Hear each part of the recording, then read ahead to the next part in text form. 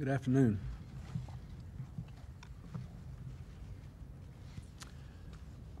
As anyone close to me knows, for months I have been grappling with how best to reconcile myself to the American people, to acknowledge my own wrongdoing, and still to maintain my focus on the work of the presidency.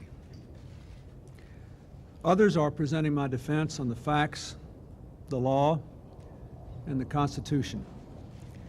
Nothing I can say now can add to that.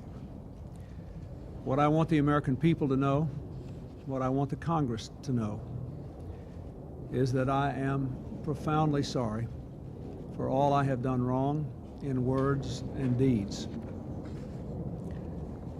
I never should have misled the country, the Congress, my friends, or my family. Quite simply, I gave in to my shame. I have been condemned by my accusers with harsh words. And while it's hard to hear yourself called deceitful and manipulative, I remember Ben Franklin's admonition that our critics are our friends, for they do show us our faults. Mere words cannot fully express the profound remorse I feel for what our country is going through and for what members of both parties in Congress are now forced to deal with. These past months have been a torturous process of coming to terms with what I did. I understand that accountability demands consequences, and I'm prepared to accept them.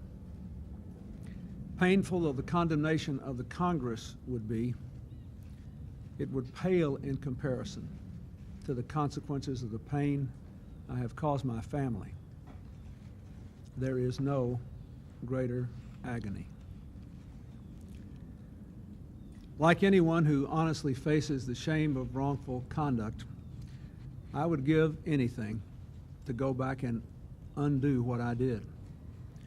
But one of the painful truths I have to live with is the reality that that is simply not possible. An old and dear friend of mine recently sent me the wisdom of a poet who wrote, "The moving finger writes, and having writ, moves on. Nor all your piety nor wit shall lure it back to cancel half a line, nor all your tears wash out a word of it." So nothing, not piety, nor tears, nor wit, nor torment, can alter what I have done. I must make my peace with that. I must also be at peace with the fact that the public consequences of my actions are in the hands of the American people and their representatives in the Congress. Should they determine that my errors of word and deed require their rebuke and censure, I am ready to accept that. Meanwhile, I will continue to do all I can to reclaim the trust of the American people and to serve them well. We must all return to the work, the vital work, of strengthening our nation for the new century. Our country has wonderful opportunities and daunting challenges ahead. I intend to seize those opportunities and meet those challenges with all the energy and ability and strength God has given me. That is simply all I can do, the work of the American people. Thank you very much. Mr. President, can a reasonable person conclude that you lied under oath, sir?